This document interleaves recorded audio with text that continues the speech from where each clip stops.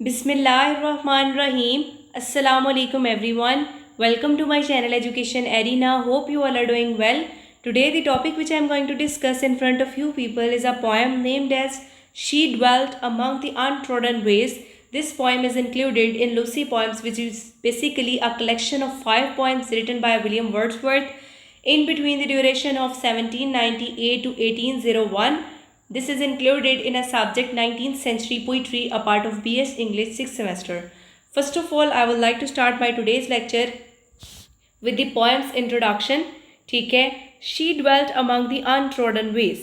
तो सबसे पहले हम जो है वो इसका मीनिंग डिस्कस कर लेते हैं कि क्या है. ठीक है, तो इसका मतलब ये है कि वो उन राहों में रहती थी जिन पर कोई न चलता था. ठीक है, यानी कि ये कहा गया है कि वो ऐसे रास्तों में रहती थी. लूसी को यहाँ पर जो है मेंशन करके कहा गया है कि वो ऐसे रास्तों में रहती थी जिन पर कोई ना चलता था. ठीक है, ये विलियम वर्ड्सवर्थ की जो बेस्ट नाउन पोएम्स हैं, लूसी पोएम्स की सीरीज़ है, कलेक्शन है 5 पोएम्स की. उसमें से सेकंड जो है वो पोएम है और बहुत ज़्यादा फेमस पोएम है.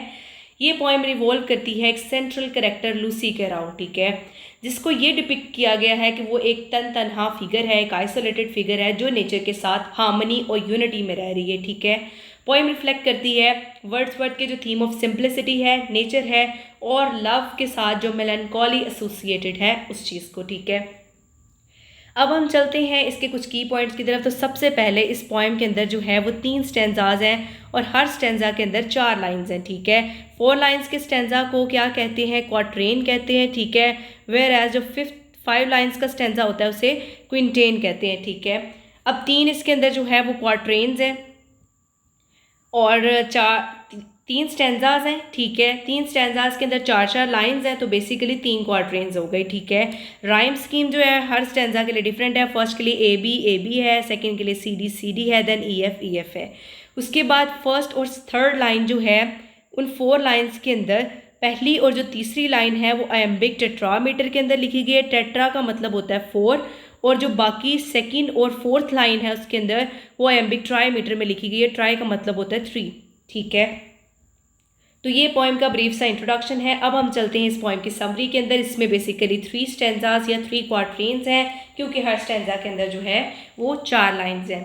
स्टेंजा 1 क्या है? पोएम जो है वो स्टार्ट होती है डिस्क्राइब करते हुए जो लूसी की आइसोलेटेड और अननोटिफाइड लाइफ है. वो कहती पोएम स्टार्ट होती है कि लूसी जो है उसकी जो ज़िंदगी है वो अननोटिस्ड है.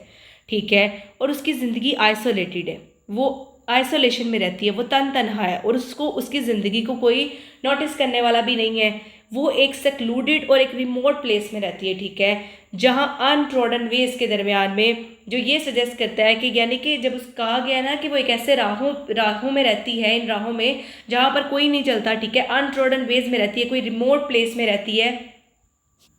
सेक्लूडेड मीनिंग तन्हा, अलहदा, पोशीदा, तो ऐसी जगहों पर रहती है. तो यहाँ से पता चलता है कि वो ना सिर्फ फिजिकली आइसोलेटेड है बल्कि वो सोशली भी आइसोलेटेड है. ठीक है, अब जो अनट्रोडन वेज का यूज़ किया गया है, ठीक है, वो इवोक करता है इस आइडिया को और आइडिया इन पाथ्स का कि जिन पर रेयरली कोई इंसान चलता है. यानी कि स्टार्टिंग में हमने कहा है कि वो इन राहों में रहती है जिन पर कोई ना चलता था. ठीक है, यहाँ से सिंबलाइज किया गया है कि लूसी की अननोटिस्ड प्रेजेंस है इस दुनिया के अंदर, यानी कि वो उस जगह पर रह रही है जहाँ पर कोई रेयरली चलता है. ठीक है, बड़े शाज़ो नादर है कि कोई इंसान वहाँ पर चलता हो. ठीक है, वर्ड्सवर्थ एम्फसाइज करते हैं कि लूसी जो है वो सोसाइटी की जो अटेंशन है उससे दूर रहती है. ठीक है, और ये जो है रहती थी और ये बेसिकली हाईलाइट करती है उसकी सॉलिट्यूड, उसकी तन्हाई को.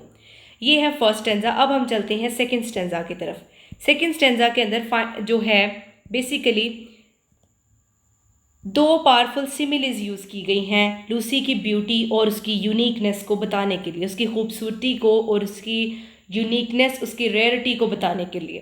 फर्स्ट ये है कि उसको एक वॉयलेट बाय अ मॉसी स्टोन, ठीक है, इसके साथ कंपेयर किया गया जो ये सजेस्ट करती है कि लूसी मॉडेस्ट थी, डेलिकेट थी और एक ब्यूटीफुल पर्सन थी. ठीक है, क्योंकि इसकी ब्यूटी जो है वो हिडन थी और अनसीन थी दुनिया से.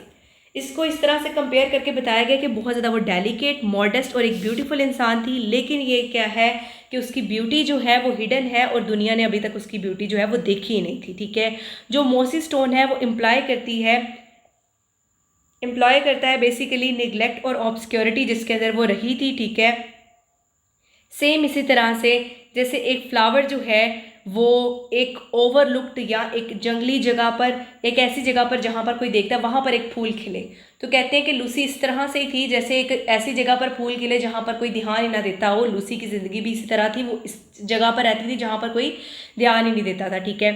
सेकेंडली उसको एक स्टार के साथ कंपेयर किया गया है, ठीक है, जो शाइन करता है। When only one is shining the sky, जब वो सिर्फ तन्हाई आसमान में शाइन कर रहा होता है। ये इमेज बेसिकली सजेस्ट करती है लूसी की सिंगुलैरिटी को, ठीक है, कि वो अकेली है और उसकी जो रेयरिटी है, वो जो उसकी वो नायाब इतनी है, उसकी एक सेंस दे रही है यहाँ पर। वो एक अलोन स्टार की तरह है इस वास्ट और एम्प्टी, इस खुले, इस वसी और इस खाली आसमान में, ठीक है। और बेसिकली यहाँ पर वो फिर भी अलोन है, लेकिन अपनी इस बड़ी सी दुनिया में, इस वाइडर दुनिया में वो अननोटिस्ड है, ठीक है। उसके बाद हम चलते हैं स्टेंजा 3 की तरफ।